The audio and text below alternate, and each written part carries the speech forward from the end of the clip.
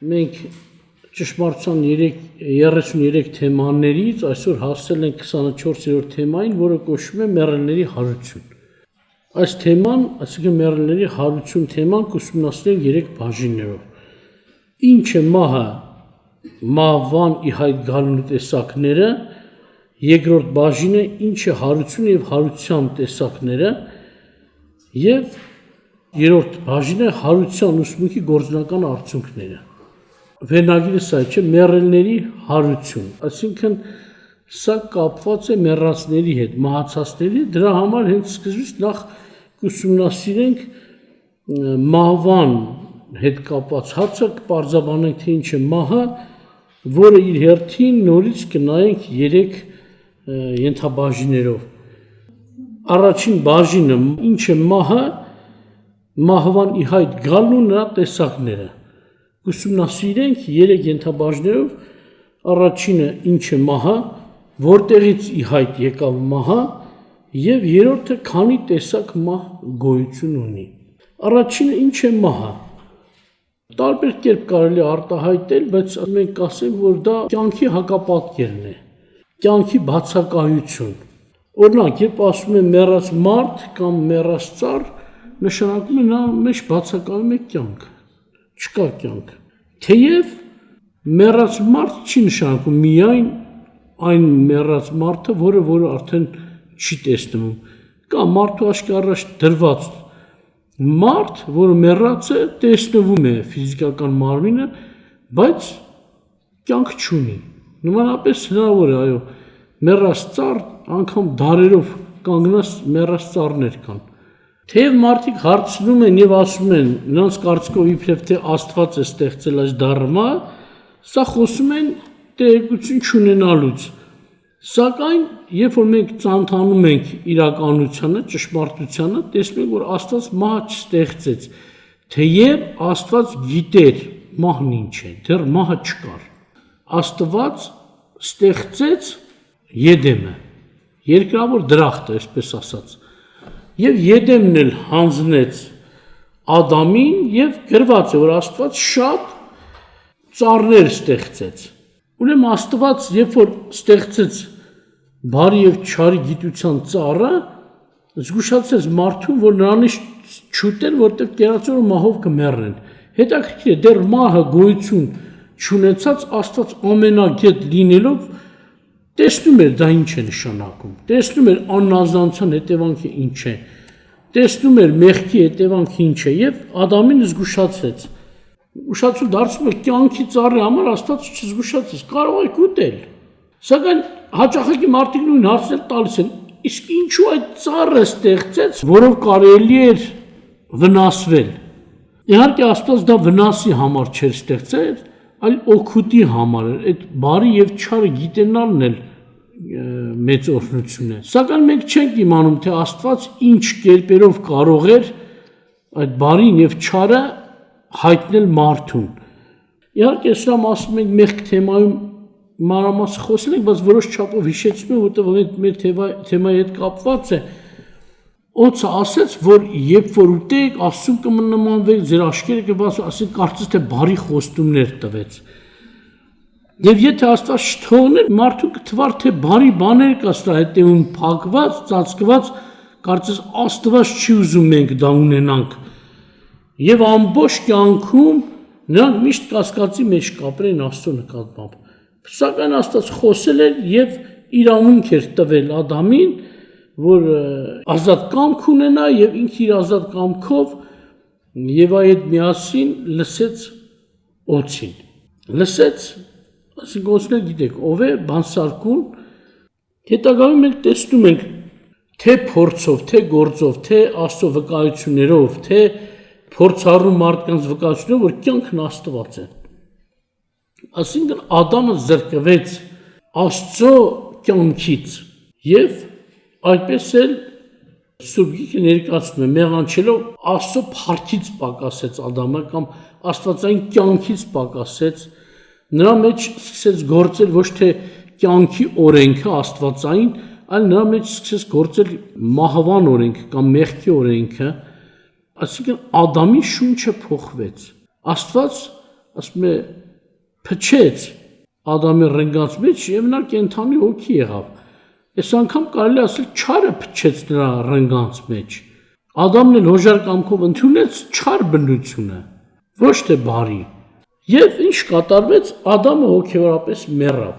Եվ երբ որ Աստված եկավ հաղորդակցվելու, մենք տեսնում ենք Ադամը անընդունակ էր կանգնելու Աստծո օրհնության մեջ, Աստծո ներկայության մեջ, թեև Աստված ներկա էր, տեսնում էր, չէր հեռացել, բայց սակայն շոշափելի ձևով, երբ որ մոտեցավ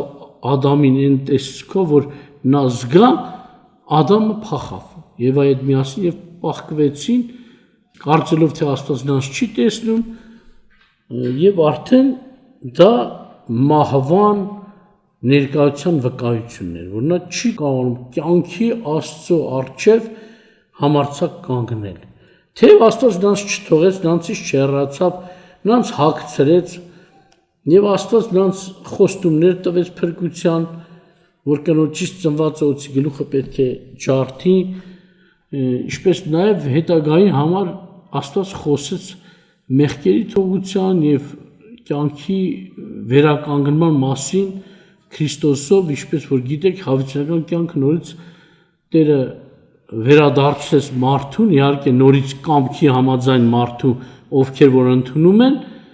կարելի ասել Աստված կամրջեց այդ քանդված տեղը ծրագրի մեջ, որտեղ որ քանդված էր հավիտենական կյանքի համար։ Եվ մարդը նորից ովքեր իհարկե ընդունում են, նորից վերադառնում են Աստծո ծրագրին, Աստծո շնորհքին ու ողորմությանը։ Ուրեմն մենք տեսնում ենք, որտեղից եկավ մահը։ Ծննդոցի 2:17-ում հենց տենց էլ ասում է բարի եւ չարի գիտության ծառից մի ուտիր, որովհետեւ կերածտորը մահով կմեռնես։ Հռոմեացիների 5:12-ում էլ նորից հիշեցնում է առաքյալ այդ մասին, ասում է սրա համար ինչպես մեկ մարդու ձեռքով մեղքը մտավ աշխարհ եւ այդ մեղքով էլ մահը, այդպես էլ մահը ամեն մարդկանց վրա տարածվեց, ըստ որում ամենքն էլ մեղանչեցին հետագայում։ Նաև այդ մասի խոսում է առաջին Կորինթացիների 15:56-ում, որ էլի Ադամով մահ, երկրորդ Ադամով էլ իհարկե Տերը հետո խոստանում է կյանք։ Ուրեմն մենք տեսնում ենք մահը որտեղից եկավ։ Ոչ թե Աստված էր ստեղծել, այլ մարդու անհնազանդությունից մահը մտավ մարդկային կյանքի մեջ։ Ադամի մեղքի պատճառով մահը մտավ մարդկության գոյության մեջ։ Թե սատանայի մոտ որտեղից էր առաջացել մահը եւ մեղքը, գիտեք արդեն այդ թեմաներում նորից անցել ենք նախքին, որ նորից նրա անհնազանդության պատճառով ճշմարտությանը չհնազանդվելով մարդը մահվան դուռ է բացում, մահն է սկսում առաջանալ, ծնվել, մեղքից ծնվում է մահ, ոչ թե մահը որևէ տեղ դրված էր, այլ մահը ծնվում է, առաջանում է, եւ Սուրբ Գիրքը ասում է ցանկությունից առաջանում է մեղքը, մեղքից էլ առաջանում է մահը, եւ այդպես նա իր ուզածը, իր ստացած դառնությունը փոխանցեց մարդկության։ Մարդն էլ կարող էր չընդունել, սակայն հոժարվելով դուռ բացեց նրա առջև։ Այժմ մենք նայենք, թե քանի տեսակ մահ գոյություն ունի ըստ Աստվածաշնչի։ Ուրեմն ըստ Աստվածաշնչի գոյություն ունի 3 տեսակ մահ։ Կա ֆիզիկական մահ, կա հոգևորապես մահ եւ կա հավիտենական մահ։ Ֆիզիկական մահը արդեն հայտնի է, շատ համարներ կան գրված, թե որ գրված էլ չլինի, մենք մեր աչքերով շատ ենք տեսել, նշանակում է հոգու բացակայություն մարմնից։ Ֆիզիկական առաջին մահը տեղի ունեցավ Աբելի կյանքում։ Կայենը սպանեց Հաբելին, չէ՞։ Եվ Հաբելը մեռավ ֆիզիկապես։ Իհարկե հոգևորապես մահը հենց Ադամի կյանքում էր երևացել։ Նաև շատ տեղեր կան Սուրբ Գրքում, որ խոսում են մահվան մասին։ Ուղղակի քանի որ ֆիզիկական մահը շատ ծանոթ է, դրա վրա ժամանակ չեմ ուզում կորցնել, անցնենք երկրորդ ենթաբաժնին, թե քանի տեսակ մահ գոյություն ունի, երկրորդը սա է հոգևորապես մահ։ Դենց որ խոսեցի, առաջինը սա էր։ Ադամը հոգևորապես մեռավ։ որտեղ Աստված ասել էր կերածդ օրը մահով կմեռնես։ Ղուկասի 9:60-ում էլ հետաքրքիր է գրված Հիսուս ասեց թող մեռելները թաղեն իրենց մեռելը։ Իսկ դու գնա Աստծո արքայությունը քարոզիր։ Զարմանալի այսպիսի արտահայտություն ոչ ոք չէր արել, ամբողջ Աստվածաշնչի մեջ չես լսում այսպիսի արտահայտություն, թե մեռելները թաղեն իրենց մեռելը։ Բայց Տեր Հիսուսը խոսեց այս իրականության մասին։ Այսինքն կար ֆիզիկապես մեռած մարդ, օրինակ, ֆիզիկապես զրկված էր կյանքից,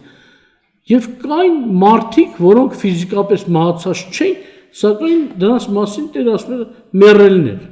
թող թաղեն իրենց մեռելը։ Այսինքն հոգեորապես զրկված էին կյանքից։ Սրանց Տերը համարեց մեռելներ։ Այսինքն ինչ կերպ են զրկված, նրանք հաղորդակցություն չունեն աստվածային կյանքի հետ։ Թեև Աստված նրանց հետ է, ինչպես մենք խոսել ենք, Աստված բոլորի հետ է, նրանց հետ աշխատանք տանելու, որ հասցնի ապաշխարության եւ փրկության, թեև Աստված նրանց տեսնում է, նրանց հետ է, նրանց համար խնամք է տանում, սիրել է նրանց, բայց տվյալ պահին նրանք դեռ մեռած են, հոգեորապես զրկված են հոգևոր կյանքից եւ կյանքին վերաբերող բոլոր բարիքներից։ Եվ նրանք առաջնորդվում են ոչ թե կյանքից, կյանքի օրենքից, այլ մահվան օրենքից, մեղքի օրենքից, ոչ թե աստվածային կյանքի օրենքից։ Ուրեմն մենք տեսնում ենք, հոգեորապես մեռած մարդ կա, որոնց մասին Տերը ասում է մեռելներ։ Եփեսացիների 2:1-ում ավելի պարզ արդեն առաքյալը Տիրոջ հայտնությամբ խոսում է, եւ դուք որ մեռած եք հանցանքներում եւ մեղքերում, որոնցով մի ժամանակ գնում եք այս աշխարհի սովորության պես օդի իշխանի պես։ Այսինքն մարդկանց ասում է դուք մեռած էիք։ Ինչի պատճառով, հանցանքների պատճառով, մեղքերի պատճառով, քանի որ դրանց մեջ եք, համարում եք մեռած, սրանք մահվան գործեր են։ Սակայն հետագայում իհարկե խոսում է, որ Աստված ձեզ կենդանացրեց իր որդու հետ, ձեզ ներելով եւ ձեզ փոխելով, վերստին ծնունդ տալով, նոր կյանք տալով, որ աստվածային բնության հետ հաղորդ լինեք, ոչ թե մահվան բնության հետ։ Ուրեմն մենք տեսնում ենք Սուրբ Գիրքը վկայում է այս մասին, թե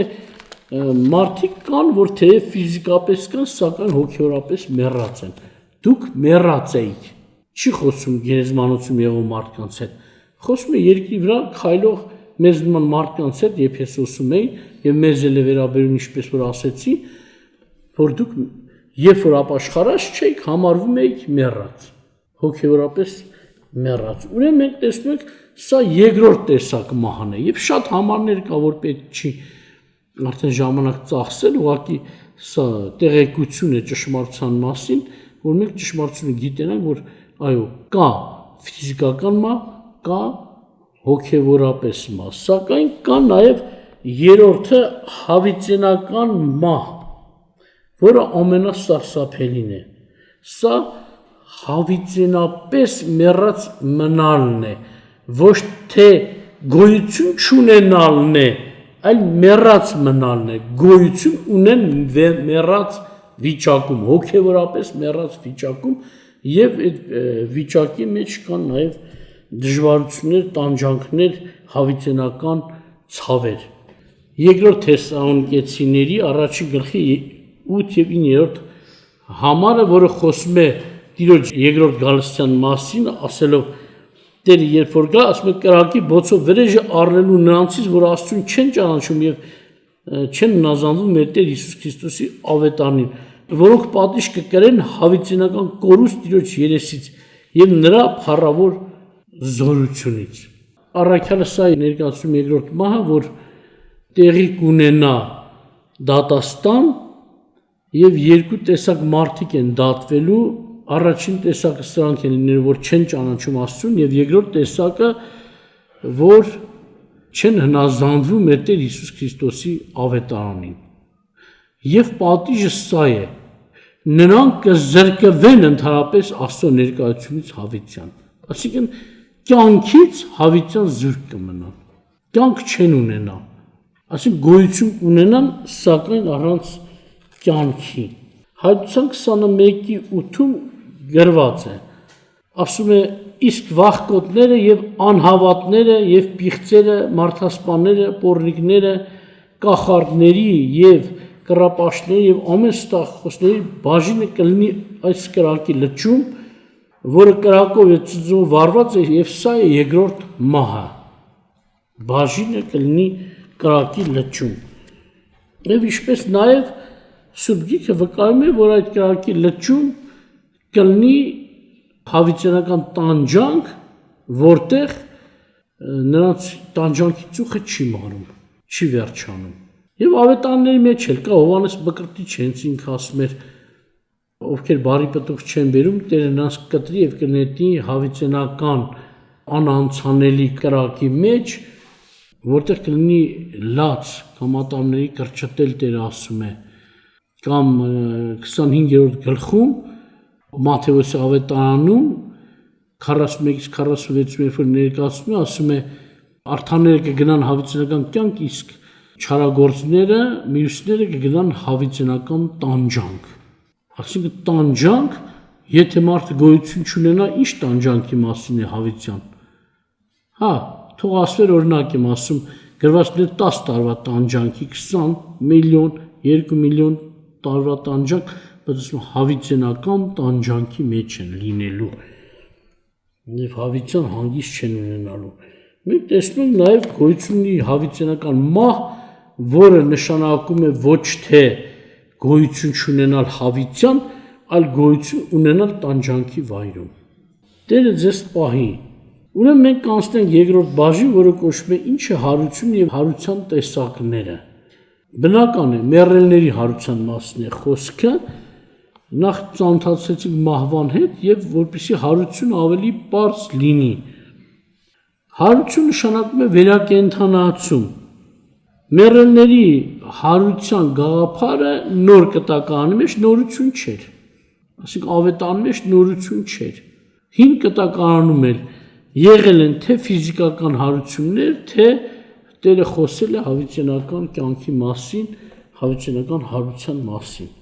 Սակայն Հովաննու 5:28-29-ում նորից Տերը խոսում է. «Սրա վրա մի զարմացեք, որտեղ ժամանակ կգա, որ ամենքը, որ գերեզմաններում են, նրա ձայնը կլսեն եւ դուրս կգան, նրանք, որ բարի են գործել, դեպի կյանքի հարություն եւ նրանք, որ չար են գործել, դեպի դատաստանի հարություն»։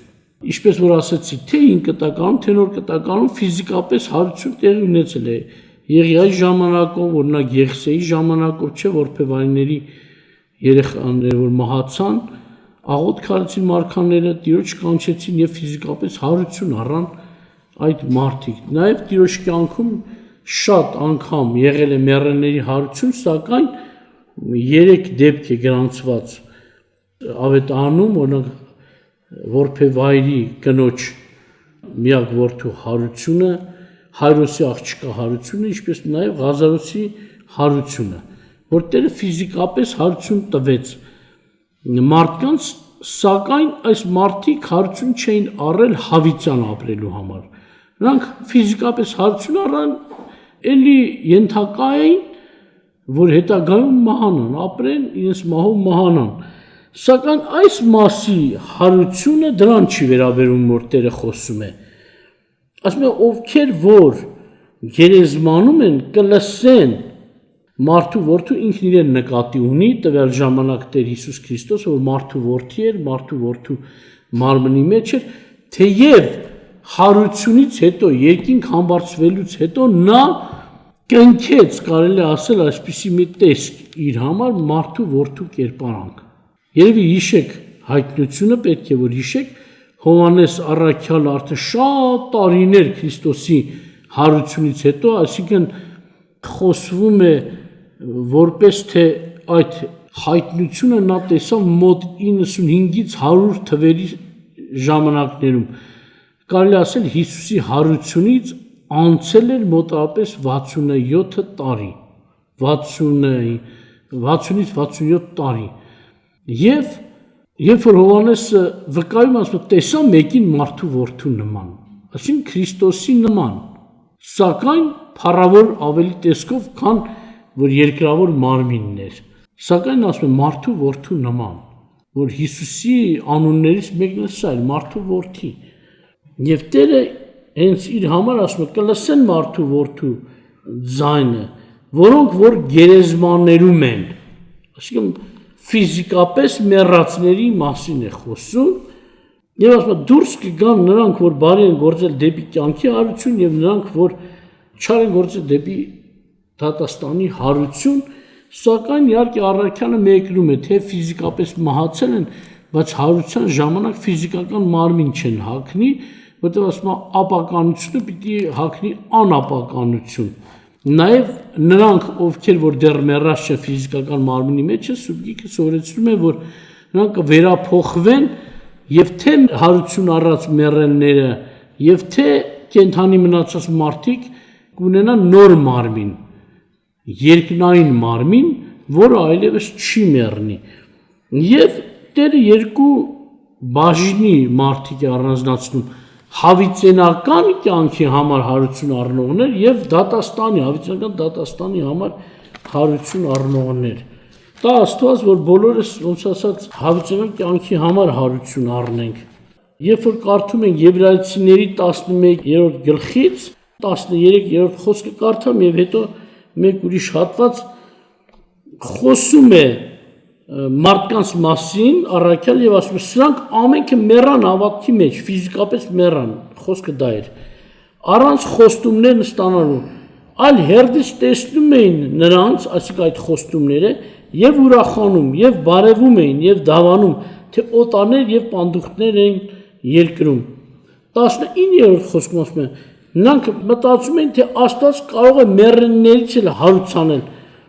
ուստի օրինակի համար ընդունեցին նրան։ Այսինքն մարդիկ սա են մտածում, օրինակ Աբրահամը, որ մեռելների հարություն կա, սա են մտածում, որտեղ Աստված խոստումներ է տվել, բայց այդ խոստումները դեռ որոշ խոստումներ իրականացան, իհարկե Աստծո խոստումներ, բայց բոլորը չիրականացան։ Սակայն Աբրահամը համոզված էր, որ Աստված անսուտն Աստված է, ճշմարիտ Աստված է։ Երանի թե մենք էլ Աբրահամի հավատքն ունենանք, բայց նա վնասի դեպքում, մահվան դեպքում չմտածեց, Աստված ինձ խաբեց։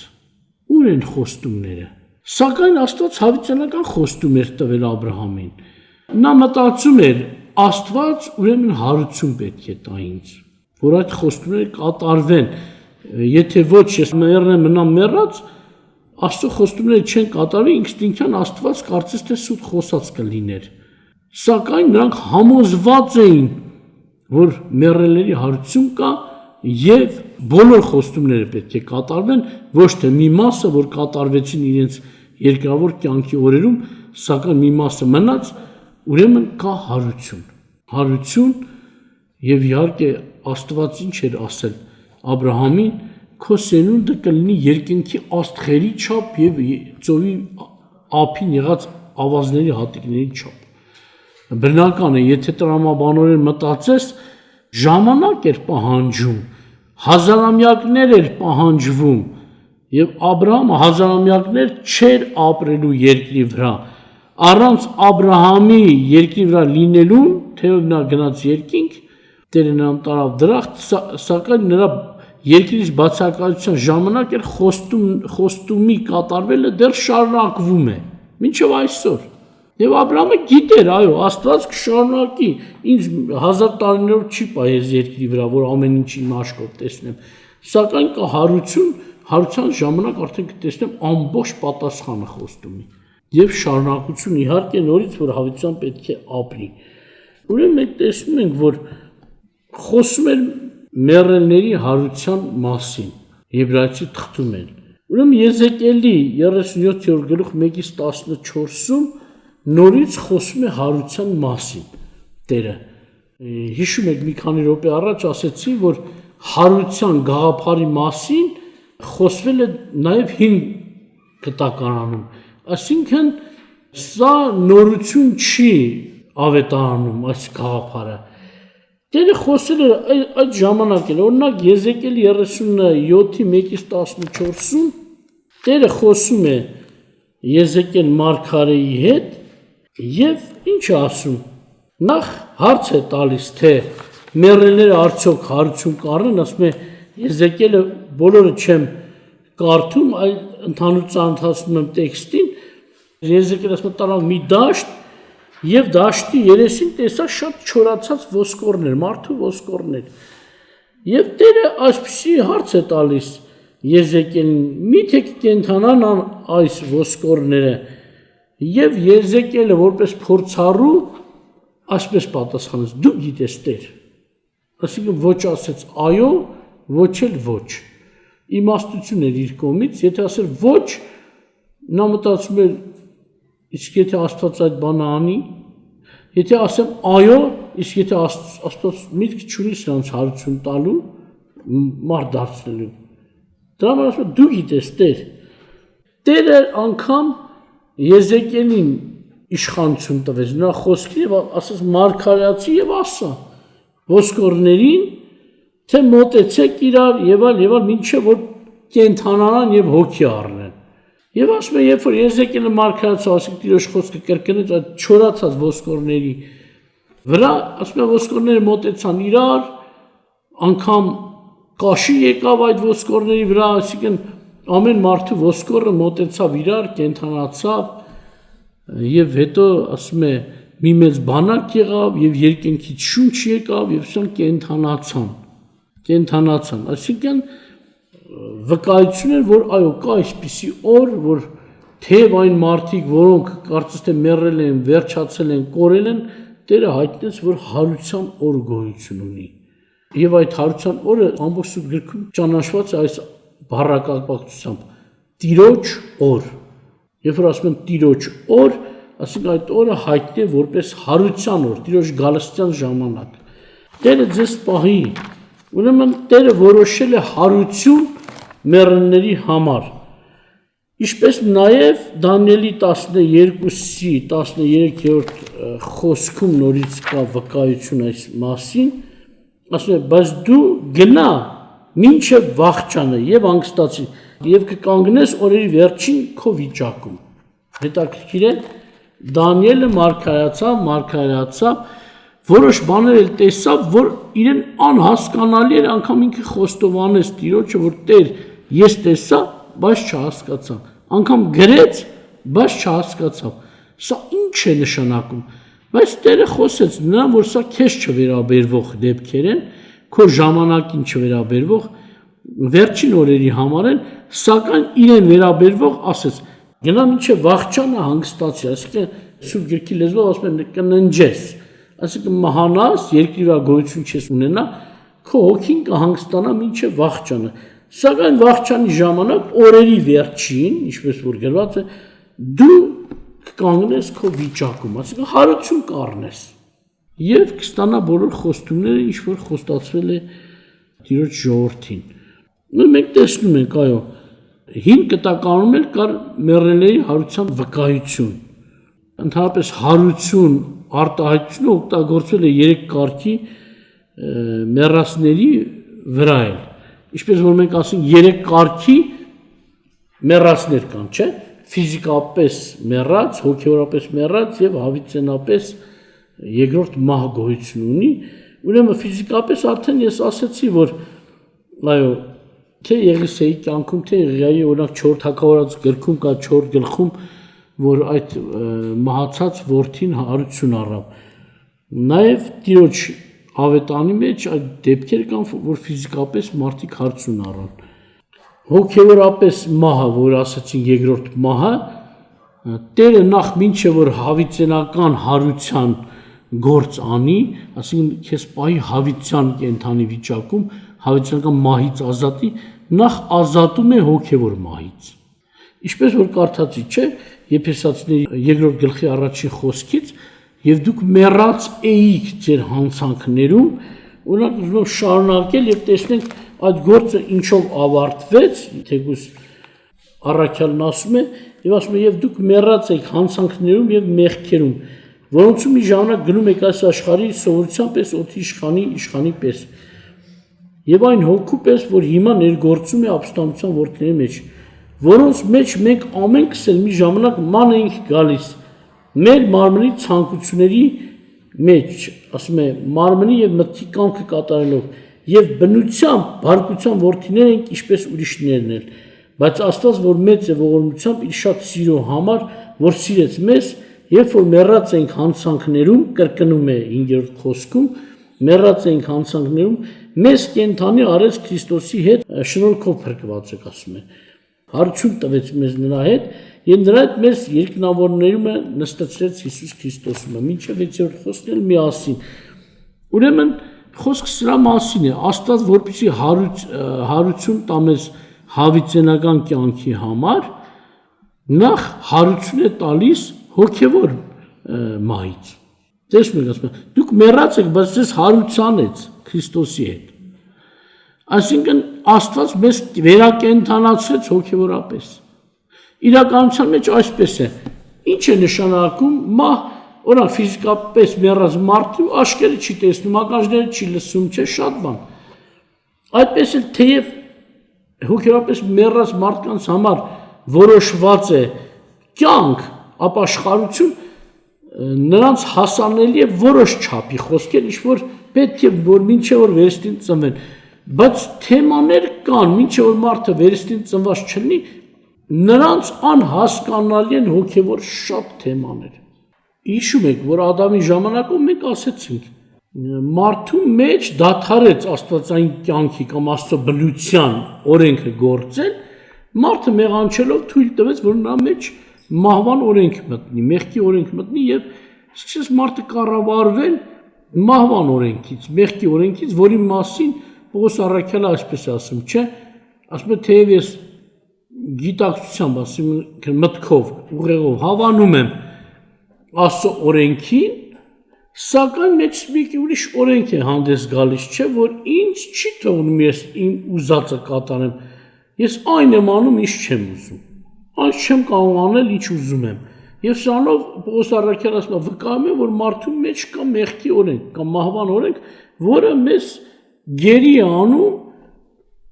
եւ չի թողնում մենք մեր ուզածը կատարենք։ Սակայն ավետարանով Աստված այս հարցն է լուծեց Քրիստոսի խաչով, Քրիստոսի մահով, Քրիստոսի հարությունով, ինչպես որ Եփեսացիների 2-րդ գլխից կարդացինք, դուք մեռած եք, սակայն ձեզ կենդանացրեց նրա հետ։ Եվ իհարկե ուշ տվեց, որ մենք ապրենք Աստծո ուզած կյանքով, արդեն գիտեք ոնց նա ոչ թե կարելի ասել վերացրեց հիմա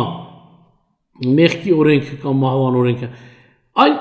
նոր բնություն ստանալով մենք նորից, աստվածային բնություն ստանալով վերստին ծնունդով, մենք զորություն ենք ստացել մեղքի օրենքին իշխելու, մահվան օրենքին իշխելու, որ հոգևորապես կենդանի մնանք, չմեռնենք, ինչպես որ Սուրբ Գիրքն է ասում, որ դուք Աստծուց ծնվածները, Հովհաննես առաքյալը, չէ, իր թղթում ասում է, Աստծուց ծնվածների համար Աստծո պատվիրանները ծանր չեն։ Չծնվածների համար են ծանր, բայց մեր համար ինչու ծանր չէ, որտեղ մենք Աստծո բնության մարդիկ ենք։ Մենք կարող ենք կատարել Աստծո ամեն պատվիրանները։ Նաև Հռոմեացիների 6-ից 8-ը կարդամ ձեզ համար, այստեղ գրված ասում է. Այս գիտենալով, որ մեր հին մարդը նրա հետ խաշվեց, որ մեղքի մարմինը խափանվի, որ այլևս չծառայենք մեղքին, որտեղ նա, որ մեռնում է, արդարացած է մեղքից։ Եվ եթե Քրիստոսի հետ մեռանք, հավատում ենք, որ նրա հետ էլ կապրենք։ Գիտենք, որ Քրիստոսը, ասում է, մեռներից հարություն առած լինելով, այլևս չի մեռնում եւ մահը նրա վրա չի տիրում։ Այսինքն, քանի որ Քրիստոս հարություն է առել, այլևս մահը նրա վրա չի տիրում, քրիստոնյաներն է, որ Քրիստոսով վերստին ծնունդ են ստացել եւ նրանց մեջ կա աստվածային բնություն, մահ բերող զորությանը կարող են հակառակվել, արգելք լինել, ասենք մահվան եւ մեղքի օրենքին, հակառակ լինել, որպես հոգեվոր ողջ մարդիկ, կենդանի մարդիկ մնան։ Նաեւ 8-րդ գլխի 13-ում գրված է Հռոմեացիների, ասում է, որտեւ եթե մարմնավորապես ապրենք, կմեռնենք, բայց եթե հոգով մարմնի գործերը սպանենք, կապրենք։ Սա հետ կապված ուզում եմ մի իրականություն ասել, այսօր մի սուտ վարդապետություն է տարածվել աշխարհում, նրանք գիտեք ինչ են ասում։ Ասում են, ով վերստին ծնվեց, այլևս կարծես թե չի մեռնի, որովհետև Աստծո բնությունը չի մեռնում։ Աստծո բնությունից ենք ծնված։ Սակայն Պողոսն ուրիշ բան է ասում։ Եթե մարմնավորապես ապրեք, այսինքն նրա մարմնի ուզած ձևով ապրեք, կմեռնեք, այսինքն մարմնի, գիտեք արդեն մարմին ինչ իմաստով մեղանչական բնության ուզածով ապրեք, կմեռնեք։ Ինչպես որ Ադամի ժամանակով մարդը ուներ աստվածային բնություն, անհնազանդ գտնվեց, զրկվեց այդ բնությունից։ Նույն կարգը պաշտպանում է հիմա, թե վերստին ծնված են, ինչով են տարբերում Ադամից։ Նորից եթե մեղքի օրենքի համաձայն ապրի, մեղքի ցանկության համաձայն ապրի, նույնպես էլի դուրս կգա նրանից, կհեռանա աստվածային բնություն իր, ասենց ասած, ազդեցությամբ, նորից մարդը կմնա մեղքի և մահվան գերի։ Այսինքն սուտ է այս վարդապետությունը, թե վերստին ծնվածները այլևս կորուստ չունեն։ Պարզ ասում է սուրբ գիրքը, եթե ապրեք այսպես կմեռնեք։ Վերստին ծնվածներին է ասում սա, որտեղ խոսում է, որ դուք Աստծո բնությամբ եք, վերստին ծնված եք, ձեր հին մարդը մեռավ։ Եբրայեցիների 10:26-27-ն եմ ուզում ձեզ համար կարդալ, որտեղ եթե մենք ճշմարտության գիտությունը ընդունելուց հետո հոժար կամքով մեղք գործենք, այլևս նրանց հետո մեղքերի համար զոհ չի մնում, այլ դատաստանի ահավոր սպասել և կրակի զայրույթը, որ հակառակորդներին կլափի։ Այսինքն, ումն է ասում, ապաշխարած մարդկանց, եթե ճշմարտության գիտությունը ստանալուց հետո հոժար կամքով, այսինքն հոժար կամքով չի նշանակում սայթակողներ, հոժար կամքով, որ մարդը ընտրում է աշխարհային ձևի ապրի, մեղանչական կյանքով ապրի, ընտրել է դա, գնում է դրա մեջ։ Հուդայի 12:13-ում էլ այսպիսի վկայություն կա, ասում է,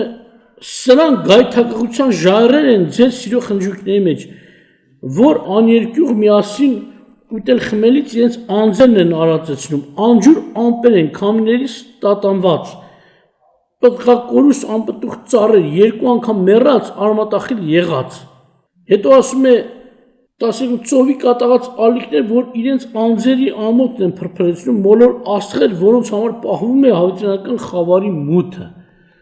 Այսինքն առաքյալը այստեղ օգտագործում այս արտահայտությունը կրկնակի մեռած, պատահական խոսք չի սա։ Այսինքն ինչպես կրկնակի մեռած։ Մեկ անգամ Ադամով մեռան Ադամով։ Մեկ անգամ ստացան վերստին ծնունդ, նորից մեղքին տրվելով, երկրորդ անգամ իրենց մեղքով մեռան։ Եվ մենք երրորդ ենթաբաժնին կանցնենք երկրորդ բաժնի հարություն հավիտենակ ապրելու նպատակով, հավիտյան ապրելու։ Ուրեմն այս հարությանը կմասնակցեն, այսինքն կա առաջին հարություն, կա և երկրորդ հարություն։ Առաջին հարության ժամանակ ըստ Սուրբ գրքի, նաև հայտնության մեջ ավելի պարզ գրված, հարություն են առնում միայն Քրիստոսով ննջեցյալները, բայց դեռ աշխարհի վերջը չէ։ Սակայն աշխարհի վերջը ըստ Սուրբ գրքի երբ է Քրիստոսի երկրորդ գալուստից հետո, որ համարում է երկրորդ գալուստ, բայց մեռելների հարության առաջին հարություն, սրանց հետո սկսելու է հազարամյա թագավորությունը Քրիստոսի, իսկ աշխարհի վերջը ընդհանրապես ամբողջ տառացի երկրագնդի վերջ գալի է հազարամյակից հետո, որ լինելու է բովանդակ հարություն, թե արդարների և թե մեղավորների։ Ինչպես որ Տերը ասեց Մատթեոս 25-րդ գլխում, որ նրանք կգնան հավիտենական կյանք, իսկ մյուսները հավիտենական տանջանք։ Թեև հիմա ինֆորմացիա տամ ձեզ, որ Սուրբ գիրքը վկայում է նաև, որ գոյություն ունի դժոխք։ Հավիտենական տանջանքի վայրը դժոխքը չէ։ Հայտնության գրքում ասում է, որ դժոխքից էլ դուրս կգան մարդիկ, դժոխքը և մահը տվեց իր մեռելները։ Այսինքն դժոխքը կարծես դեռ չդատապարտված, բայց դատաստանի արժանի մարդկանց տեղն է, ինչպես պետությունները, չէ՞, հանցագործը բռնում են, դեռ չի որոշվել նրանց պատժի չափը, բայց նրանք պահվում են բանտում, մինչև որ լինի դատաստանի վճիռը։ Այդպես էլ չարագործները պահվում են դժոխքում, որ էլի սարսափելի տեղ է, տանջանքի վայր է, բայց սա վերջնականը չի։ Նրանք այդտեղ են առանց մարմինների, հոգին է միայն, բայց հարությունից հետո հագնելու են մարմիններ, երկնային մարմիններ, թե փրկվողները, թե չփրկվողները։ Փրկվողները հոգևոր մարմնով, երկնային մարմնով Կորինթացի 15-րդ գլխում Պողոս առաքյալը ավելի լավ է բացատրում, որ նրանք նոր մարմին են ստանալու, երկնային մարմին եւ այդպես ապրելու են հավիտյան։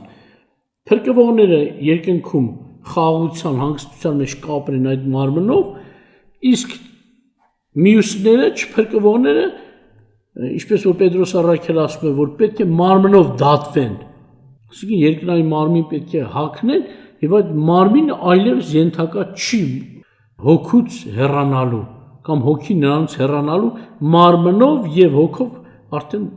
կորոշվի նրանց դատավճիռ եւ կլինեն տանջանքի վայրում, որը կոչվում է կրակի լիճ, արդեն ոչ թե դժոխք, կրակիով եւ ծնբով վառված լճի մեջ, որտեղ ասում են նրանց տանջանքի ծուխը բարձրանում է հավիտյան։ Դրա մասին վկայություն կա, օրինակ Դանիելի 12-րդ խոսքում, Մատթեոսի 25-ի 46-ում այսպես է գրած. եւ սրանք կգնան հավիտենական տանջանք, իսկ արթաները հավիտենական կյանք, հավիտենական տանջանք։ Հիշում եմ, երբ որ մեկ ասում էր հավիտենական տանջանք գոյություն չունի, ուղղակի իբրև թե կրակ է, կվառի, կվերջացնի, մի պահ է տանջանքը,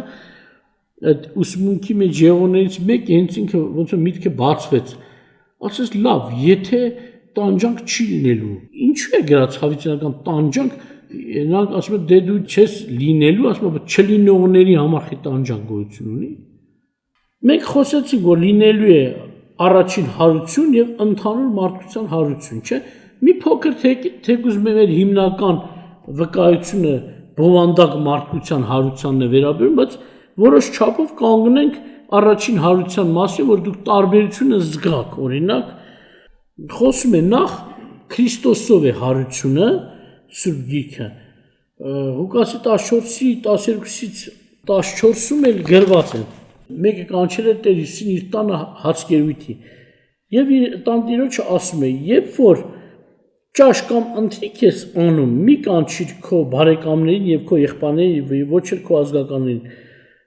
ոչ քո հարուստ հարևաններին, միգուցե նրանք էլ փոխարենը քեզ կանչեն եւ հատուցում լինի քեզ, բայց երբ որ հացկերույթ ես անում, կանչիր աղքատներին, խեղճերին, կաղերին, կույրերին եւ երանելի կլինես, որտեվ բան չունեն, որ փոխարենը վճարեն քեզ, որտեվ արթանների հարության ժամանակ կլինի քեզ հատուցումը։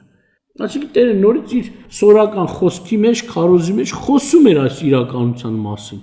Արթանների հարություն կա եւ անգամ հատուցում կա բարեգործության համար։ Իհարկե բարեգործությունով փրկություն չի, փրկությունը Քրիստոսի աշխարհն է, սակայն բարեգործությունը որպես վարձ կհատուցվի։ Երբ որ մենք ուշադրություն ենք դարձնում,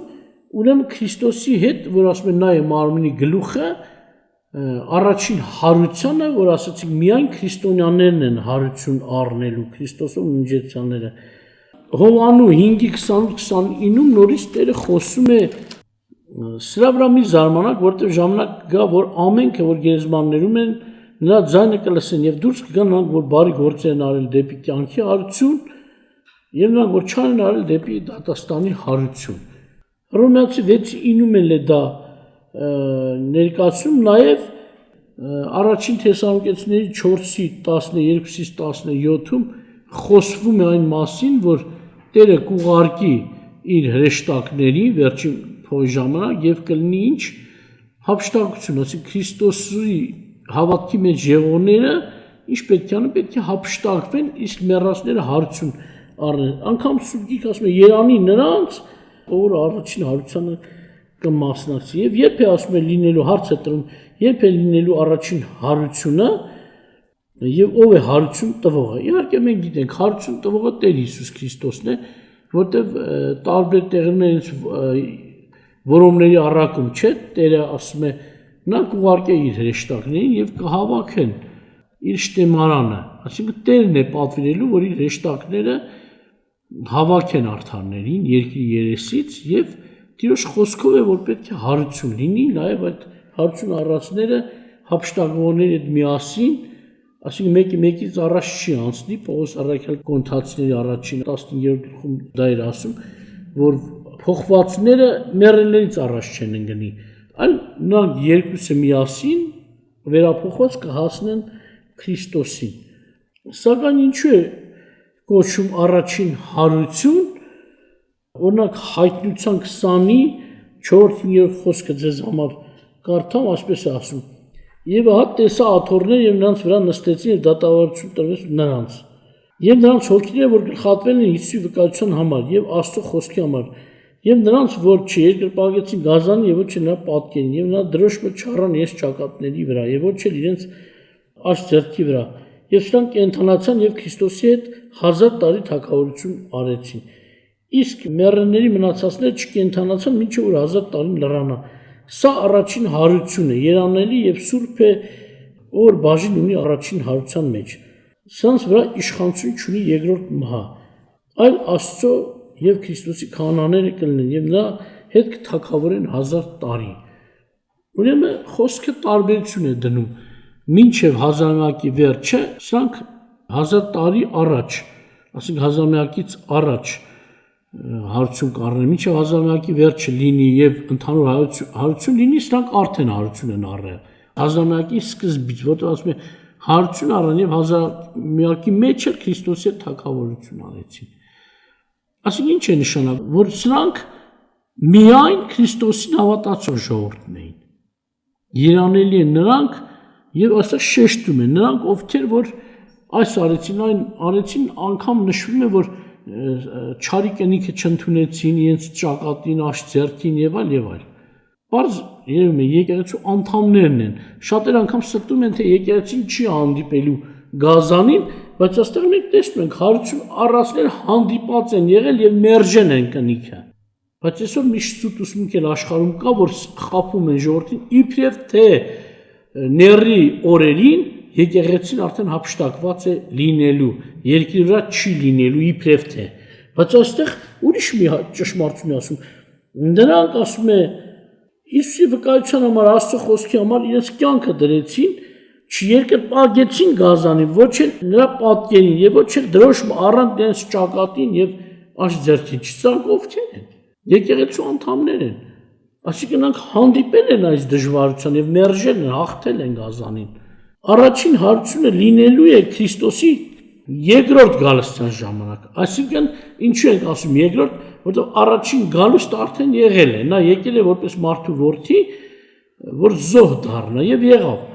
Սակայն երկրորդ գալուստը արդեն առաջինի նման չի։ Քրիստոսը գալու է ինչ որ դատաստաններ անելու, բայց վերջին դատաստանը չի սա, Քրիստոսի երկրորդ գալուստը վերջին դատաստանը չի, այլ դատաստաններ կանի ազգերին, ժողովուրդներին, նաև հարություն է տալու իր ժողովրդին, ննջեցյալներին, բայց ոչ բոլորին, ոչ բովանդակ մարդկությանը։ Աստվածաշունչ, ինչպես որ ասացիք, այսօր ճանաչվում է որպես Տիրոջ օր։ Եվ ուզում եմ ձեզ համար կարդալ օրինակ առաջին Թեսաղոնիկեցի 5:2-ից ասում է, որտև դուք ինքներդ հաստատ գիտեք, թե Տիրոջ օրը ինչպես գիշերվա գողը պետք է գա։ Այսինքն սա սիմվոլիկ ասում գիշերվա գող, այսինքն ուշադրություն դարձեք, շատերը ստում են նորից այս օրերին Քրիստոսի երկրորդ գալստյան հետ կապված, անգամ տարիներ ասեցին, թվեր ասեցին, օրեր ասեցին, չկատարվեց, հետո վերջում էլ գցում են Տիրոջ եկեղեցու վրա, թե տեսակ հավատացյալներ ասեցին, չկատարվեց։ Բայց Տիրոջ խոսքում այսպես է գրված,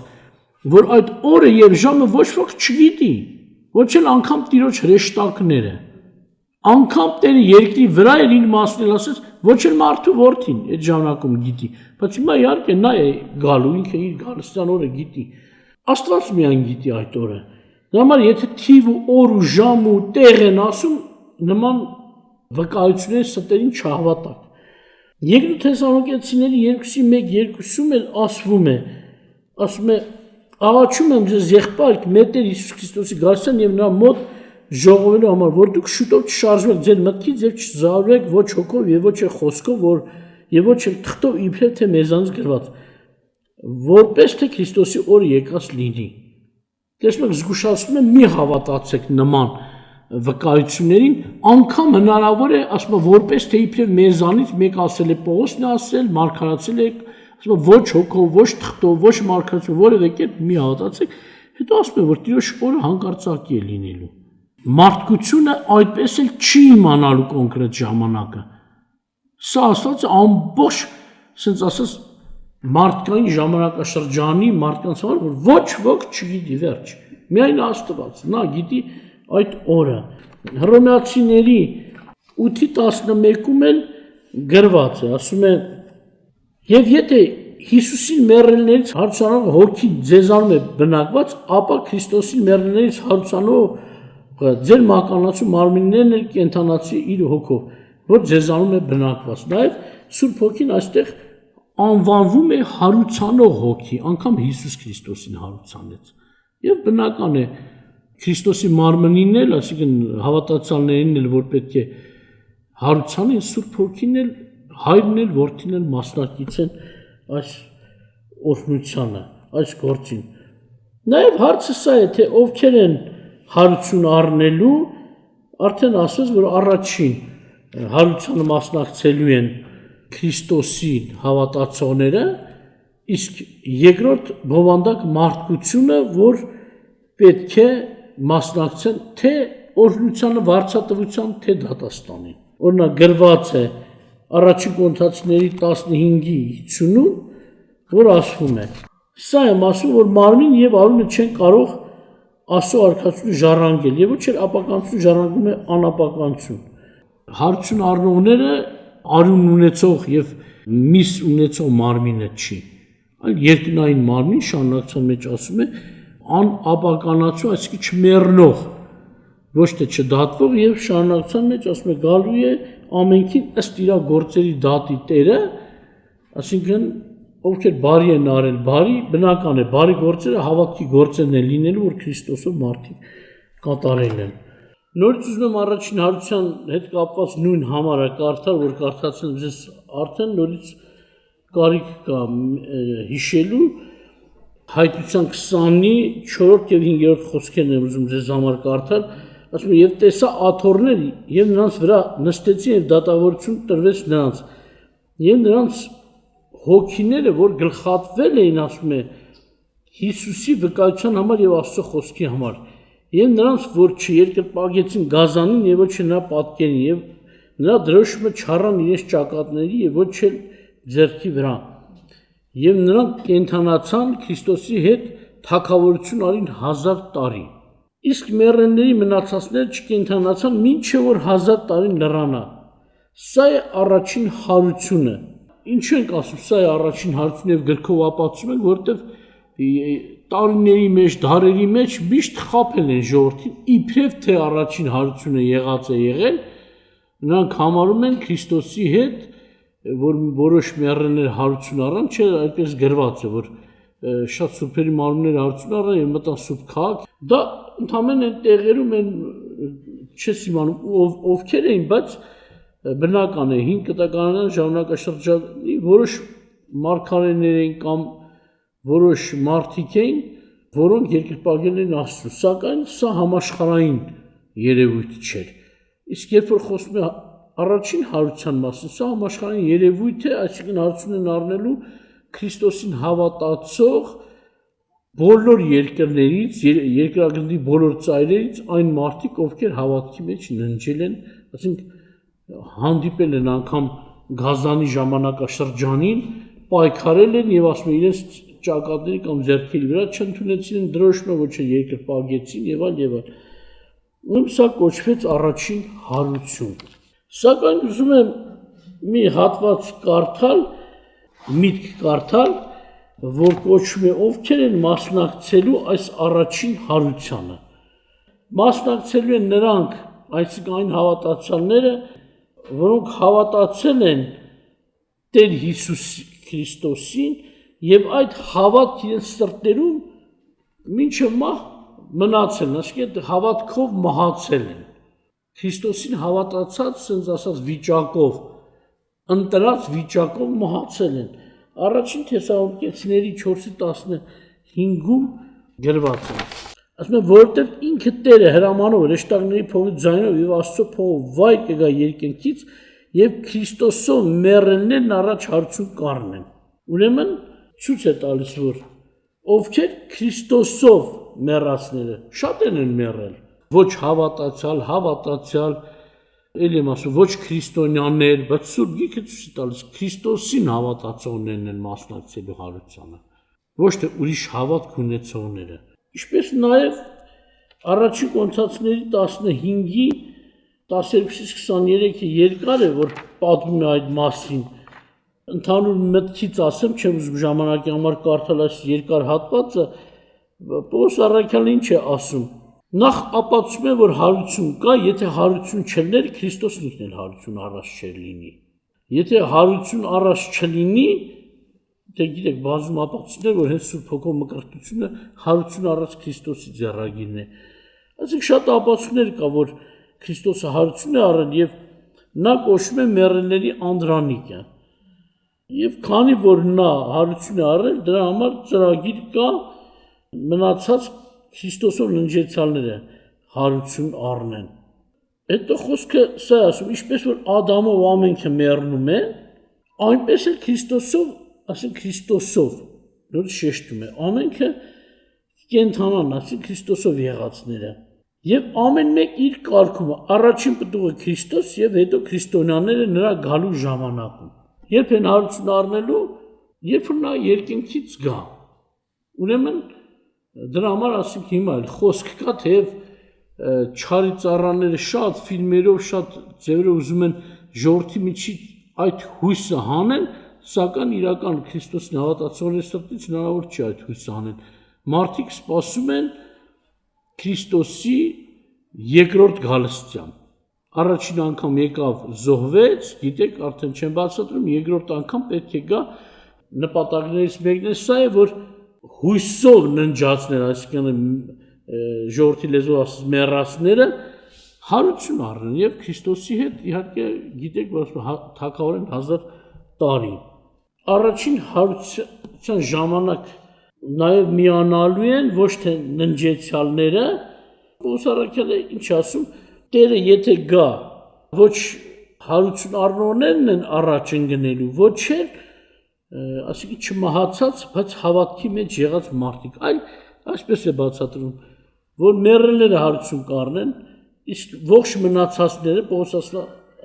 ովքեր որ ողջ չեն մնացել, կվերափոխվենք, երկնային մարմին կհագնենք, այս անապականություն ասում է պետք է հագնի,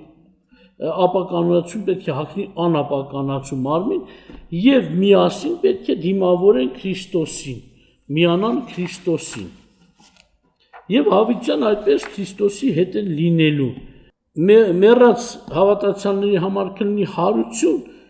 իսկ չմեռած, բայց հավատացող մարդկանց համար կլինի հափշտակություն։ Այսինքն Տերը դրա մասին խոսել է, գիտեք, որ ասում է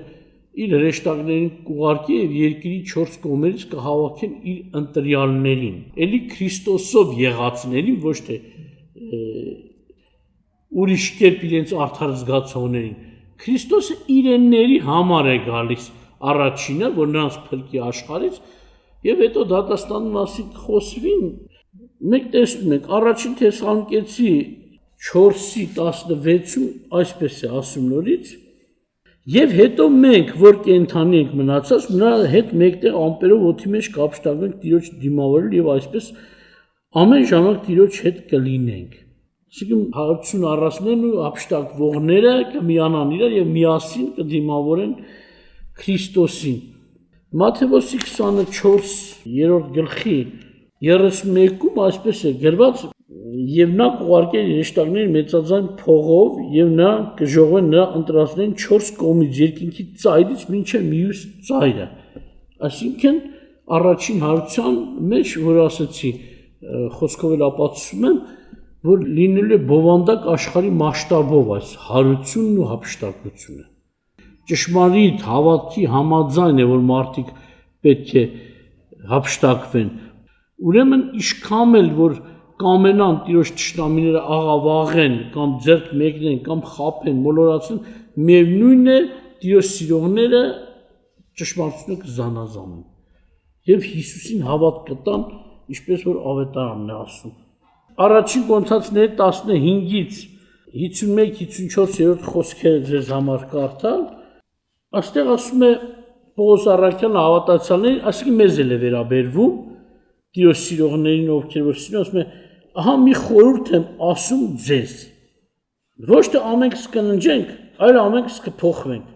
Հանկարծ մի ակնթարթում հետ վերջին փողի ժամանակ, որտեղ փողը կփչի է մեռելները հարցուկ առեն անապականելի եւ մենք էլ կփոխվենք։ Ասում եմ, որովհետև պետք է որ այս ապականություն հագնի անապականություն եւ այս մահկանացություն հագնի անմահություն։ Եվ երբ որ այս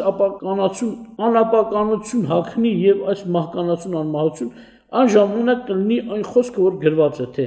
մահը ընկղմվեց հաղթության մեջ։ Եվ իհարկե մարգարեության մեջի խոսքն է ասում, եւ կասվի, ով մա ուր է քո խայթոցը, գերեզման ուր է քո հաղթությունը։ Շատերը միայն սա էին լսել, մտածել, որ այո, տեղի կունենա հարություն։ Բայց Պողոս առաքյալը նրանց էլ է պատասխանում, ովքեր որ ողջ մնացած կլինեն այդ օրերին, Տիրոջ երկրորդ գալստյան, նրանք չեն հասնի մահվան, այսինքն մահ չեն ճաշակել հավիտյան։ Նրանց համար ասում մի խորհուրդ եմ հայտնում ձեզ, ինչպես կլինի ապականացու ինչին է ասում մեր մարմնին, որ ապականվում է, չէ, հիվանդանում է, մահանում է, փտում է, այս մահացող, փտող, հիվանդացող մարմինը կփոխվի, կվերափոխվի երկնայինի անապականացու մարմնի եւ շարունակություն դուք լսեցիք, որ այդպես Տիրոջ հետ կլինեն ոչ թե միայն այդ խոսք արդեն կհնչի մեռելների համար, այլ նաեւ այն մարդկանց համար, որոնց սպասում էր մահը։ Մահ ուր ես դու, չհասար, չկարողացա այս մարդկանց տանել։ Գերեզման ուր է քո հաղթությունը։ Օրինակ, հավատացյալը իր մեջ սա է մտածում կամ բարձրացնում։ Ես մեռած լինեմ, թե կենդանի լինեմ, Տերը իր գալստությամբ ինձ վերցնելու է իր մոտ։ Մեռած լինեմ ինձ հարություն է տալու, ողջ մնացած լինեմ ինձ վերափոխելու է տանի իր մոտ։ Հաճախակի մարդիկ երկմտում են, բայց վտանգավոր է, ոչ թե քիչ վտանգավոր է, այլ կործանարար վտանգավոր է։ Մեկ է տեսնում ես ոմանք այսպես են ասում. Տերը գա տեսնե, ինչ իմանամ, ինձ կվերցնի, թե չի վերցնի։ Սուրբ Գիրքն ասում է, երկմիտ մարդը թող չակնկալի Աստծուց մի բան կառնի։ Վտանգավոր է այս երկմտությունը։ Այլ հավատացողը պետք է հավատա, որ Տիրոջ բաժինն է։ Մեռած է լինեմ, Տերը ինձ հարություն է տալու, ողջ լինեմ, Տերը ինձ, ինչպես որ ինքը ասեց, իր հրեշտակների ձեռքով հափշտակելու է իր մոտ։ Նորից Փիլիպպեցիներ 3:20-ից 21-ն էլ այսպես է ասում է, բայց մեր քաղաքականությունը երկնքում է, որտեղից սպասում ենք Փրկչին, Տեր Հիսուս Քրիստոսին, որ կնորոգի մեր խոնար մարմինը, որ իր փառավոր մարմնի կերպանակից լինի, այն զորությունով, որ կարող է ամեն բան նազանդեցնել իրեն։ Պողոսը խոսում է նախ, որ Տերը մի զորություն ունի, որ այդ զորությունը ամեն բան նազանդեցնում է իրեն։ Եվ այդ ամեն բաներից մեկն էլ հենց մեռելների հարությունն է։ Բայց ինչ կերպ կլինի, ասում է, իր փառավոր մարմնի նման կանի մեզ։ Տերը նախ նա մարմին չուներ, մինչև առաջին գալուստը։ Եկավ մարդու որդի դարձավ։ Միևնույն ժամանակ հոգով Աստծո որդի, մարմնով մարդու որդի։ Բայց երբ որ արդեն երկինք բարձրացավ, նախ ասում է, չի կարող ապականացու մարմինը, մարմին եւ արունը Աստծո արքայությունը ժառանգել։ Այսինքն խոսեց վերափոխման մասին, մինչև չվերափոխվի երկնային, այսինքն արդեն տարածքային հարցը այնտեղ չի մտնի։ Եվ Տերը գիտեք, որ մարմնով բարձրացավ։ Եվ հասկանալի է Սուրբ Գրքի, որ Տերը ինչ-որ հարց է չի քանի կիլոմետրի վրա, բայց ինչ-որ տարածության մեջ վերափոխվեց միս ու արունը, որովհետև գրված է, հենց նույն մարմնով հարություն առավ։ Որտեղ Տերը ինքը իր աշակերտներին ասաց, եկեք տեսեք, որ իմ ձեռքից ոտքեր շոշափեցեք, որտեղ իրենք գիտեք կարծում են, թե Տերը հոգեղեն է միայն, ասում է, որ հոգին միս եւ արուն չունի, բայց ինչպես տեսնում եք, ես ունեմ, այսինքն հարությունից հետո նա ցույց է տալիս, որ հենց մարդկային մարմնով, որ մահացել է, նույն մարմնով էր հարություն առել, բայց երբ որ բարձրացավ, Տերը վերափոխվեց։ Արդեն Սուրբ Գիրքը ասում է նաև հավատացյալները վերափոխվելու են այն մարմնի նման մարմին ունենալ, որը ունի Տերը։ Այսինքն հետաքրքիր է, Տերը արդեն ստացավ մարմին, Հիսուս Քրիստոս Աստծո որդին։ Նման են լինելու անգամ տիրոջ հետ մարմնի մեջ, այսինքն տիրոջ մարմնի նման մարմին են ունենալու։ Եվ Սուրբ Գիրքը երաշխավորում է, այսինքն Սուրբ Գիրքը ասելով նկատի ունեմ Աստծո խոսք, այսինքն Աստված երաշխավորում է, որ երկնքում արդեն հափշտակողն է, հարություն առածներ, այսինքն տիրոջ ժողովուրդը չի ունենալու ոչ մի դառնություն, ցավ կամ սուկ, տառապանք, արդյունք, այսինքն լաց, նրանք չարիք չեն տեսնելու, այն չարիքները չեն տեսնելու, ինչ որ տեսան երկրի վրա, այնտեղ չի լինելու։ Եվ այսպես է խոստանում Տերը Հայտնության 21:3-5 կարդամ ձեզ համար, այսպես է գրած, ասում է. «Եվ մի մեծ ձայն, ասում է, լսեցի երկնքից, որ ասում է. ահա Աստծո խորանը մարդկանց հետ, եւ նա կբնակվի նրանց հետ, եւ նրանք կլինեն նրանց ժողովուրդ, եւ ինքը Աստված նրանց հետ կլինի, նրանց Աստվածը»։ 4-րդ խոսքում ասում է. «Եվ գնջնջի Աստված բոլոր արտասուքը նրանց աչքերից, եւ մահն այլևս չի լինի, ոչ սուկ եւ ոչ աղակ, ոչ ցավ այլևս չի լինի, որտեղ առաջինները անցան»։ Եվ 5-րդ խոսքը շարունակում է ասելով. «Եվ աթոռի վրա նստողը ասեց», ասինքն Աստված է սա երաշխավորել, Աստված է խոստացել. «Ահա ամեն բան նոր եմ անում», եւ ասեց ինձ. «Գրիր այս խոսքերը, որ ճշմարիտ եւ հավատարիմ են»։ Այս խոսքերը գրիր, որ այս խոսքերը ճշմարիտ եւ հավատարիմ են։ Այսինքն շատ ժամանակ այս երկրի վրա, այո, մենք տեսնում ենք հավատացյալներ ունեն նեղություններ, տառապանք, սուկ, ցավ, լաց, անգամ հիվանդություններ, եւ շատերս էս շփոթվում են, լավ, սա է արդյոք հավատքի օգուտը։ Ես եկա հավատքի իբրև թե չարիքներից ազատվեմ, բայց էլի նույն տանջանքի, տառապանքի, ինչպես որ սովորական մարդիկ են։ Բայց Աստված այս երկրի վրա եղած ժամանակների համար չի խոսել, որ երբեք քեզ բան չի պատահի։ Բայց խոստացել այս կարճ ժամանակից հետո, կարճ է տևելու քո նեղությունը, այս կարճ ժամանակից հետո լինելու է հավիտենության մեջ կյանքը, որտեղ չի լինելու այս բոլոր վատ բաները, որը որ շեշտեցինք։ Աստված մեզ ազատելու է հավիտենական չարիքից, հավիտենական տառապանքից, սուքից ու լացից։ Հարություն են առնելու ննջեցյալ բոլոր հավատացողները, արդեն ստե կին կամ տղամարդ չկա, ասում է, հարության ժամանակ Աստծո հրեշտակների նման կլինեն։ Նրանք իրենք վերջնական վիճակի մեջ են լինելու, ոչ կամուստանան հարություն առաջները, արդեն ոչ էլ կբազմանան։ Սակայն երկրի վրա դեռ որոշ չափով լինելու են ֆիզիկապես մնացած մարդիկ այդ հարվածներից հետո, որ նորից երկիրը պետք է լցվի, բայց այս մարդիկ տարբեր են, նրանք միսու արունով պետք է լինեն, իսկ հարություն առածները ոչ միսու արունով։ Օրինակ 50-րդ խոսքը կարդացի ձեզ համար առաջին Կորինթացիներից, որ ինչ էր ասում, միայն թե սա եմ ասում, որ մարմին եւ արյունը չեն կարող Աստծո արքայություն ժառանգել, այսինքն հարություն առած ժամանակ հենց այս խոսքն է հաստատում Սուրբ Գիրքը, որ մարմին եւ արյուն չի լինելու։ Հայտնության 24-ում էլ նորից ասում է, որ նրանք միայն հարություն առան, որոնք գլխատվել էին Աստծո խոսքի համար կամ Հիսուսի վկայության համար։ Ուրեմն սրանցից բացի, որ ասեցի հիմա կարդանք ելի համարներ, Եսայի 24-րդ գլուխն է հենց սա է ասում, Հիսուսի երկրորդ գալստյան ժամանակ լինելու է հարվածներ երկրի վրա, եւ հենց այսպես է ասում, եւ երկիրը լինելու է ճռակաղ արած ծառի նման։ Բայց հարվածների համար շեշտում է 24-րդ գլխում Եսայի, որ լինելու է մեղքի համար, չարիքի համար, հենց Աստծո օրենքը փոխելու համար, զանցանելու համար։ Ուրեմն սրանք ու հափշտակվածները իրար նման չեն, որտեղ գիտեք, արդեն հափշտակվածները ենթակա չեն մեռնելու, ասում եմ, սա է առաջին հարությունը, արդեն մահ չեն տեսնելու։ Իսկ այդ մյուս մնացածները եւ կարող են բազմանալ, ամուսնանալ բազմանալ, եւ կարող են, ոչ թե կարող են, եւ մահկանացու են, նույնպես ինչպես որ կային։ Նրանք ենթակա են մահվան։ Հայտնության 26-ն էլ այսպես է ասում է երանելի եւ սուրբ է, որ բաժինի առաջին հարության մեջ սրանց վրա իշխանություն չունի երկրորդ մահ, այսինքն սրանք արդեն մահ չեն տեսնելու, բայց երկրի վրա մնացած մարդիկ մահ են տեսնելու։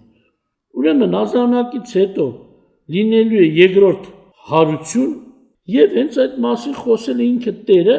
Հովանու 5-րդ գլխում։ Օրինակ 5-րդ գլխի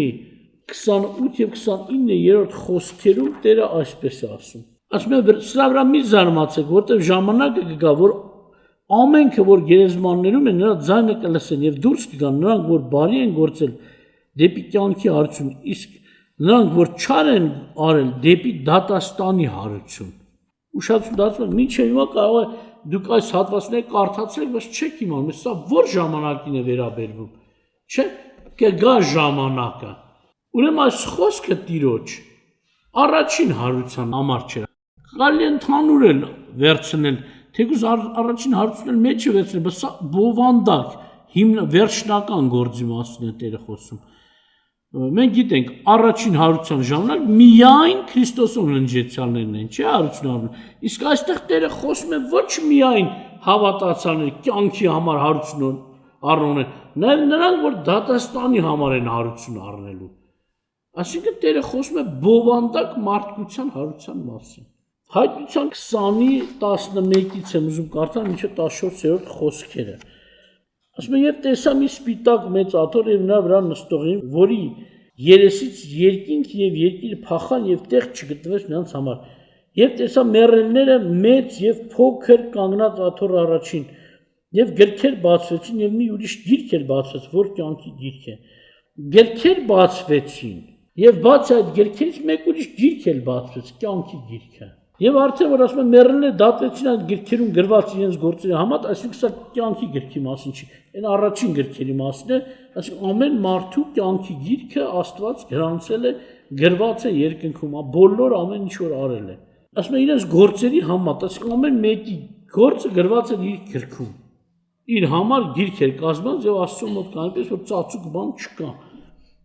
Եվ ասում է ծովը իր միջի մեռելները տրեց եւ մահը եւ դժոխքը իրենց միջի մեռելները տրեն եւ ամեն մեկն իրենց գործերի համար ասում է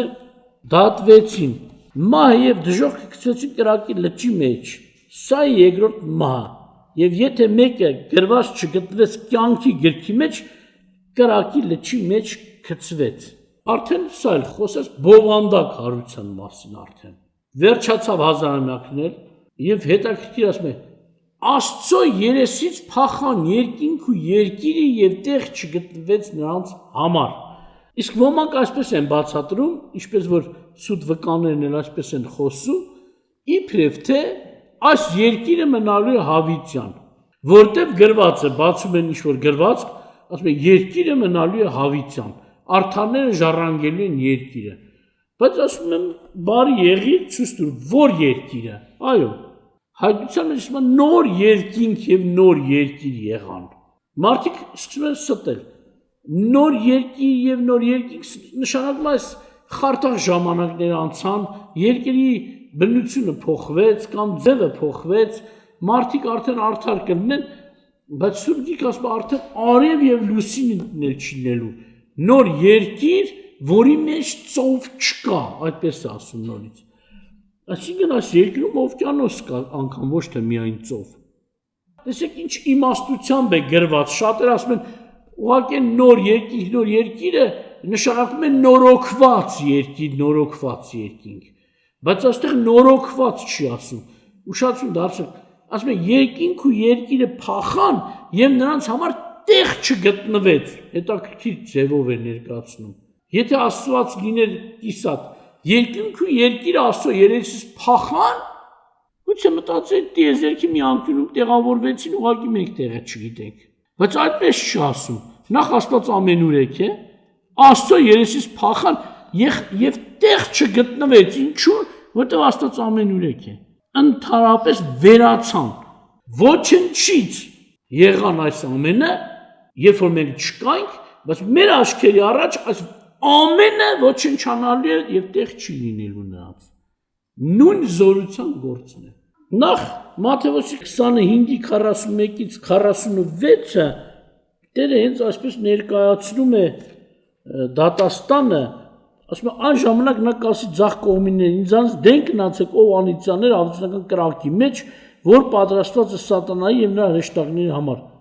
Եվ Պատճառն ասում է ինչու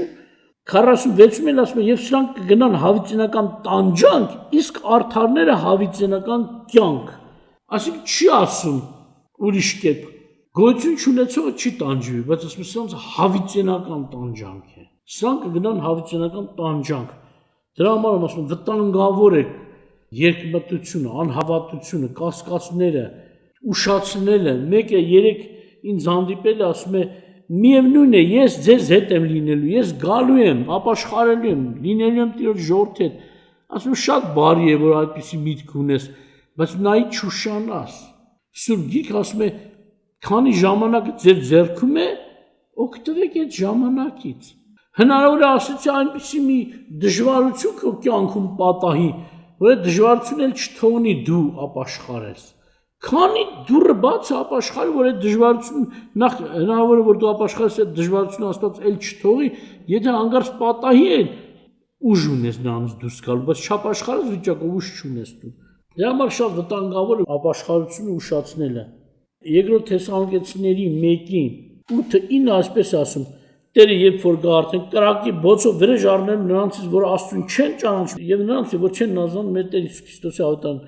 որոնք պատիժ կկրեն հավիտենական կորուստ Տիրոջ երեսից եւ նրա փառավոր զորությունից։ Սուրբ Գիրքը, այո, այս ճշմարտության մեզ ներկայացում է Հայտնության 14:10-11-ում էլ գրված է, ասում է,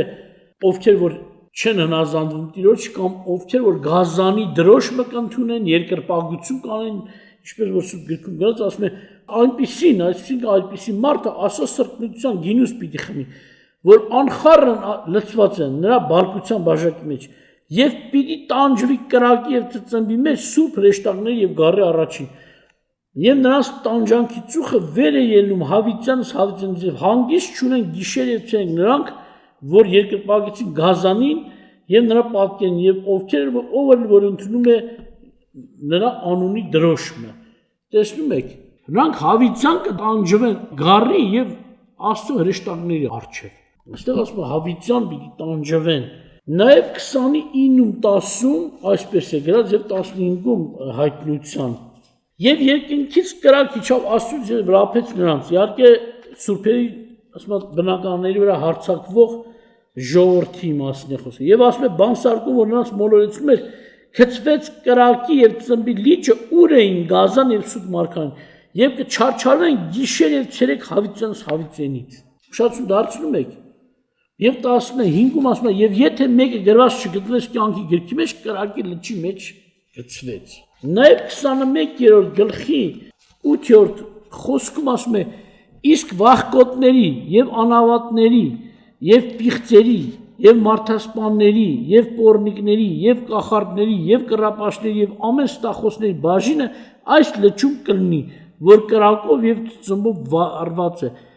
Սա է երկրորդ մահը։ Այսինքն ո՞րն է մահը երկրորդ։ Մենք ասացինք, չէ՞, կա 3 մահ, չէ՞։ Առաջինը ֆիզիկական մահ է, երկուսը հոգևորին է վերաբերում։ Առաջին մահը հոգևոր սա է, որ մարդը թեկուզ գոյություն ունի ֆիզիկապես, բայց կյանք չունի, հոգևորապես մեռած է, արդեն երկրորդ մահը սա է, հավիտյան զրկված կյանք Աստծուց։ Հավիտյան, քանի որ կյանք չունի հավիտենական տանջանք ունի։ Աստված չունի հավիտենական տանջանք ունի։ Եվ նա պետք է տանջի գիշեր ցերեկ այդ կրակում։ Այժմ մենք կանցնենք երրորդ բաժնին, որը կոչվում է հարության ուսմունքի գործնական արդյունքները։ Սա շատ կարևոր թեմա է իմանալու համար, եւ այդ պատճառով սատանան իմանալով չարը մարդկության թշնամին իմանալով այս գիտության, այսպես ինֆորմացիայի կարևորությունը հաճախակի տարբեր իրեն հնազանդվող մարդկանց միջոցով ինչ է անում անդադ այս թեման ուշադրության կենտրոնում ապահում ու ուզում աղավաղի։ Ուրեմն գործնական արդյունքները, որ ասացինք հարության ուսմունքի, այսինքն երբ որ մարդը իմանում է այս ինֆորմացիան, տեղեկանում է ինչ օգուտ կարող է տալ քեզ, այսինքն քեզ պետք է Նախ հիշում եք, որ Պողոս առաքյալը ասում է, մեկի մխիթարեք այս խոսքերով, չէ՞, ասենք մխիթարական խոսքեր են։ Մարդը երբ որ իմանում է, մարդը երբ որ գործնական արդյունքն է իմանում, հաստատ միտք է ձեռք բերում։ էլ չի տատանվում երկմտությամբ։ Դրա համար այս միտքը իմացողներին արդեն Պողոս Առաքյալն ինչ ասում առաջի Կորինթացիների 15:34-ում ասում է արթուն կացեք արդարությամբ եւ մեղք մի գործեք, որտեղ մի քանիսն Աստծո մասին տգետ են։ Եվ հետո ասում այս ձեզ ամանչեցնելու համար եմ ասում։ Իհարկե հավատացյալներին ուղղված, որտեղ նրանք չեն սովորել այս ուսմունքը։ Աստծո մասին անգամ տգետ են, ինչպես ինքն է վկայում։ Աստծուն լավ չեն ճանաչում եւ դրա համար հաստատ չեն։ Բայց Պողոսը ինչ ասում, արթուն կացեք արդարությամբ։ Արդարության մեջ հաստատ կացեք, արթուն եղեք։ Նաեւ մեկ ուրիշ արդյունք է առաջ գալիս, երբ որ դու տեղի կանում ես հարության գաղափարին, մարդը սկսում է ավելի մեծ հավատ ձեռք բերել եւ հավատքով հույսով սկսում է համբերել սпасելով այդ օրվան։ Օրինակ առաջին Կորինթացիների 15-ի 14-ը կարդամ ձեզ համար, այդտեղ գրված ասում է. «Եվ եթե Քրիստոսը հարություն չի առել, ուրեմն ունայն է մեր քարոզությունը, ունայն է ձեր հավատքն էլ»։ Բայց շարունակության մեջ նորից ասում է. «Ուստի ապացուցված է արդեն որ Քրիստոսը հարություն է առել, ուրեմն ունայն չի ձեր հավատքը»։ Արդյունք կա։ Այսինքն ուշադրություն դարձեք, եթե դու հարության համար հույս չունես, նշանակում է Քրիստոսը հարություն չի առել։ Եթե Քրիստոս հարություն չի առել, համարձակվում է ասել ունայն է, դատարկ է, փուչ է մեր հավատքը։ Ով է խոսում? Աստծո առաքյալ, քրիստոնեության տարածող, եթե հարություն չկա, եթե Քրիստոս հարություն չի առել, բայց զարմանալի է, չէ՞։ Պատկերացնեք, հենց մտածեք Պողոսը ինչ էր մտածելու, եթե հանկարծ Քրիստոս հարություն առած չլներ։ Սա էր ասելու։ Բայց մարդիկ կան հոգևոր առաջնորդներ, որոնք մեռել են, մնացել են մեռած։ Դարերով հետևում են։ Ուրեմն մենք շարունակենք, մեկ ուրիշ հատված կարդամ ձեզ համար, 2 Տիմոթեոս 2:18-ում այսպես է գրած։ Որոշ մարդկանց համար է խոսում, ասում է, որոնք ճշմարտությունից մոլորվել են, ասելով թե մեռելների հարությունն արդեն եղած է եւ կործանում են ոմանց հավատքը։ Ուրեմն որոշ ստախոսների մասին է խոսում Պողոս Առաքյալը, որ ասեցի ժամանակներ եղել, որ տարածել են իբրև թե հարությունը եղած է։ Նման ուսմունքների չպետք է հետևեք։ Առաջին հարությունը լինելու է շուտով հազարամյակից առաջ, որ Քրիստոսը գալու է։ Երկրորդը լինելու է հազարամյակից հետո։ Նաև հետևյալ օգուտը ունի գործնական արդյունքը, օգտակարություն ունի հարության ուսմունքը, որ մարդը վկայում է, որ ինքը ունի մեղքերի թողություն։ Այսինքն, եթե մարդը չունենա մեղքերի թողություն, ինքը չի կարող հավատալ, որ կհափշտակվի։ Բայց երբ որ արդեն ինքը համոզված է, եւս մեկ անգամ ինքը հաստատվում է այս ողորմության մեջ, որ Աստված ինձ ներել է։ Եթե ինձ ներած չլներ, իմ նմանին խոստում չէր տա, որ կհափշտակի կամ հարություն կտա։ Երբ որ Աստված ասում է, ինձ որ դու հավատում ես, ես իմ գալստան օրը քեզ կվերցնեմ, սա մեջ մտնում է նաև որ մեղքերը թողված են։ Կարելի ասել դու հաստատվում ես սրբության մեջ։ Օրինակ առաջի Կորինթացիների 15-16-17 խոսքերում այսպես է ասում. որտեվ եթե մեռելները հարություն չեն առում, ապա Քրիստոսն էլ հարություն չի առել, եւ եթե Քրիստոս հարություն չի առել, ունայն է ձեր հավատքը եւ դեռ ձեր մեղքերի մեջ եք։ Ուշադրություն դարձնում եք, այսինքն հələ ուշադրություն դարձեք, շատերը այսպես են մտածում. Քրիստոսը մեռավ մեղքերին թողություն լինելու համար, բայց այս հատվածում Պողոս ասում է դրանով չի վերջանում։ Մեղքերի թողության ամբողջ գործը մահը եւ հարությունը միասնական մի գործ է։ Եթե հարություն չի առել, դուք ձեր մեղքերի մեջ եք, ասում է ուրեմն։ Հարությունը ապացույց է, չէ՞ Աստծո հաճության։ Հիշում եք Քրիստոս թեմայի մեջ մենք նայել ենք։ Եթե Աստված չհաճեր Քրիստոսի գործին, նրան հարություն չէր տա։ Եթե հարություն է տվել Քրիստոսին, նշանակում է Աստծուն հաճելի էր, ուրեմն մեղքերի թողությունն էլ է կատարվել։ Դրա համար ես ընդունեցի եւ դու էլ հաստատվում ես հենց հափշտակության, հարության ուսմունքը, որին դու սպասում ես այդ օրին, քեզ նորից եւս մեկ անգամ ապացուցում է, որ քո մեղքերին թողություն եղել է արդեն, որ դու հավատացել ես Քրիստոսին։ Նաեւ մեկ ուրիշ օրհնություն, օգուտ հարության ուսմունքից, գիտությունից։ Դու հավիտենական կյանքի հույս է ստանում։ Առաջին Կորինթացիներին 15-19 այսպես է ասում. ուրեմն նրանք, որ Քրիստոսում են, ընջեցին արդյոք կորան, եթե միայն այս կյանքում հույս ունենք Քրիստոսի վրա, մենք ամեն մարդկայից ավելի ողորմելի ենք։ Եբրայեցիների 12-րդ գլխում ինչ ասում, ասում է Տերը ինչ արեց, մեզ հույս տվեց, որ մենք սպասենք նրա որդու երկինքից գալուն, այս հույսը ունենանք մեր մեջ, եւ Տերը գալի է իրեն սպասողների համար։ Առաջին Թեսաղոնիկեցիների 4:12-ը ձեզ համար կարդամ, նաեւ 13-ը չենք կամենում եղբայր, որ տգետ լինեք ննջեցյալների նկատմամբ, որ չտրտմեք ինչպես ուրիշները, որ հույս չունեն, որտեւ եթե հավատում ենք, որ Հիսուսը մեռավ եւ հարություն առավ, այնպես էլ Աստված ննջեցյալներին Հիսուսի ձեռքով կբերի նրա հետ։ Ուրեմն տեսնում եք ինչ է։ Շատերը հույս չունեն, բայց մենք ուզում ենք հույս ունենալ։ Քանի որ հավատում ենք, սա ուրիշ Կորինթացիների թղթից է, չէ՞ կարդում Քրիստոսի հարության մասը, սա Թեսաղոնիկեցիներում է։ Ասում է, եթե մենք հավատում ենք, չէ՞, ինչպես որ հավատում ենք Քրիստոս մեռավ եւ Աստված հարություն տվեց նրան, այդպես էլ հավատում ենք, որ Քրիստոսի գալստյան սուրբ ննջեցյալները նրա հետ գալու են։ Եվ մենք նրանց տեսնելու ենք երես առ երես։ 17-րդ խոսքում այսպես է, ուրեմն իրար մխիթարեցեք այս խոսքով։ Մենք հույս ունենք, այո, որ մեր քույր եղբայրները, մեր, ասես ասած, Քրիստոսին հավատացած հարազատները կորած չեն։ Մենք նրանց կտեսնենք եւ նրանց հետ միասին հավիտենությունը կվայելենք։ Տերը ձեզ օրհնի։ Ուրեմն այս գաղափարը երբեք չպետք է մոռանաք, ասիկա գաղափարի միայն գաղափար ասելով նկատի չունեմ, ուղղակի գաղափար, ասիկա այս խոստումի գիտությունը, գաղափար այս նկատի ունեմ, որ այս խոստումի մասին դուք չմոռանաք։